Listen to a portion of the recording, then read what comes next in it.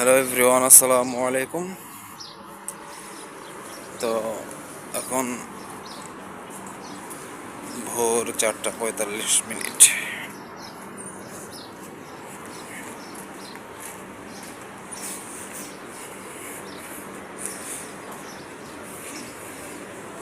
তো এর আগে আমি যে একটা ভিডিও শেয়ার করছিলাম যে আমি কিছুদিন ধরে আমার ভাইয়ের রুমে থাকি।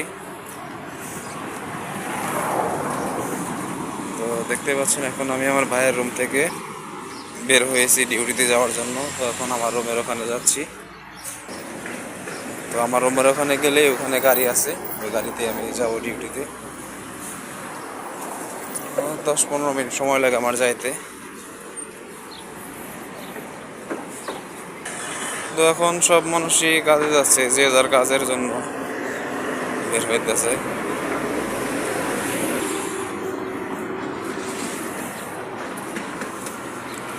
তো আমি যেখানে ডিউটি করি সেখানে আমার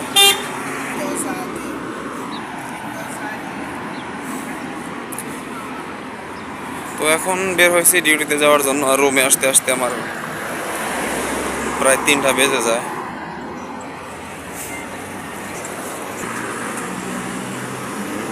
ভোর 4:30 আমি ঘুম থেকে উঠি। আর ডিউটি করে রুমে আসতে আসতে প্রায় দুপুর 3টা বেজে যায়। তো এই হলো অবস্থা। তো দেখতেই পাচ্ছেন এখন সকাল, এর জন্য গাড়ি রাস্তাঘাটে কম, মানুষজন আছে, সবাই এখন ডিউটিতে যাবে। এই গাড়িগুলো হচ্ছে ডিউটিতে যাবে।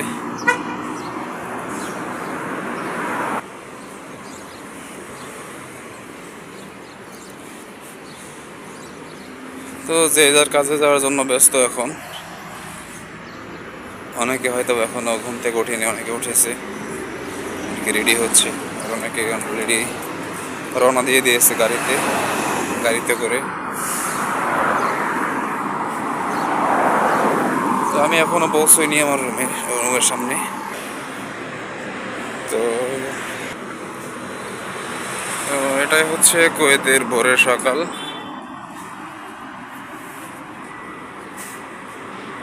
আর সকাল থেকেই কিন্তু শুরু হয়ে গেছে গরমের হাতছানি। মানে ঠান্ডার কোনো ছায়া নাই বাহিরে, শুধুমাত্র রুমে ছাড়া।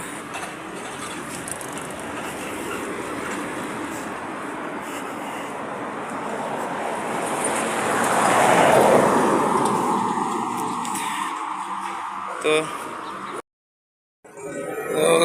আমার পৌঁছাতে প্রায় আর 4-5 মিনিটের মতো সময় লাগবে, তারপরে আমি গাড়িতে উঠবো। তো গাইস, এটাই হচ্ছে আমাদের প্রবাসীদের জীবন। সকালে যাদের ডিউটি তাদের এই সময় ঘুম থেকে উঠতে হয়, উঠে তাড়াহুড়া করে হাত মুখ ধুয়ে ফ্রেশ হয়ে তারপর বের হয়ে যেতে হয়। আর যেহেতু আমি একটু দূরে আছি এখন আমার রুম থেকে, একটু দূরে ভাইয়ের রুমে থাকি, তার জন্য আমার একটু সময় লাগতেছে হেঁটে হেঁটে আসার জন্য। তারপরেও খারাপ না বলে ভাইয়ের রুমে থাকি, আমার রান্না বাড়া করা লাগে না। ভাই রান্না বাড়া করে, আমি শুধু খাই আর ঘুমাই। আর ডিউটির সময় ডিউটিতে চলে আসি। তো ঠিক আছে গাইস, আজকের ভিডিওটি ছিল এই পর্যন্ত, এতটুকুই। ভিডিওটি কেমন লাগলো অবশ্যই কমেন্ট করে জানাবেন। আমাদের চ্যানেলটা সাবস্ক্রাইব করে সবসময় পাশে থাকবেন। দেখা হবে নতুন কোনো ভিডিওতে। সে পর্যন্ত সকলে ভালো থাকবেন, সুস্থ থাকবেন। আসসালামু আলাইকুম।